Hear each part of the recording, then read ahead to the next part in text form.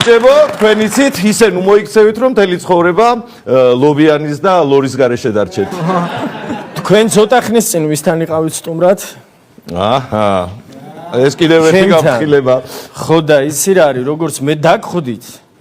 ტკბილად ისე რომ არ გამწუროთ, არ გამამწუროთ. გამარჯობა ბექნუ. გამარჯობა ზურნუ.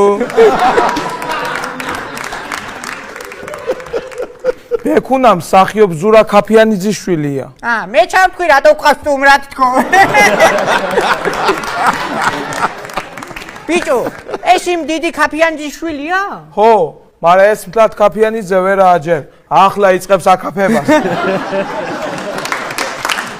უგა, ბექუნასამ ბევრი არაფერი ხუმრობა არ გვინა. მეტყველების მასწავლებელია და ისედაც გავამწარებ ჩვენი ხუმრობებით.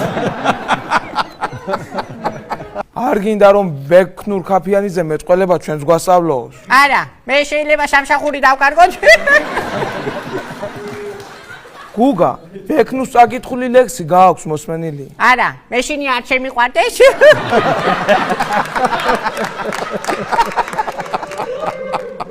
ბექნურ ქაფიანიძე მერთხელ მანდილოსანს ლექსი წაუკითხა და გოგო ადგილზე გაიყინა. აბა რა ვარია იანვარში ქუჩაში ადამიანს ვეფხის ყავსას რო წაუკითხავ.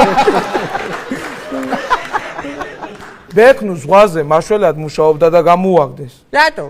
ქალი რომ იხშებოდა მივიდოდა კატეით და ლექსებს უკითხავდა. ხალხო, თანამედროვე საქართველოში ცნობილი მელექსები არიან. ბექნურ ქაფიანიძე, რორან ოქროპირიძე, ბაჩო ჩაჩიბაია, გერბულია ჩაჩანიძე, ზვიად დოლიძე, გიორგი კაჭაშვილი და რაშა გურგენიძე. ხედავთ ბიძაჩემი ისე შემოგაყარეთ ვეც გეიგეთ.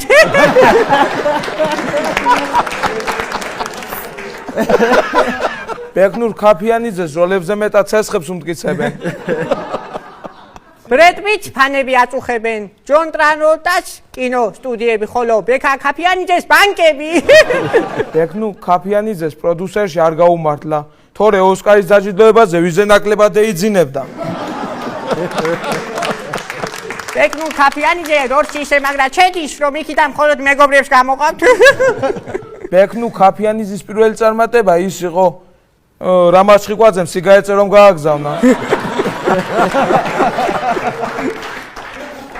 ბექნუ დღის სპორტში წამყვანი გახდა. ოსალოცი ამბავია. ვითო?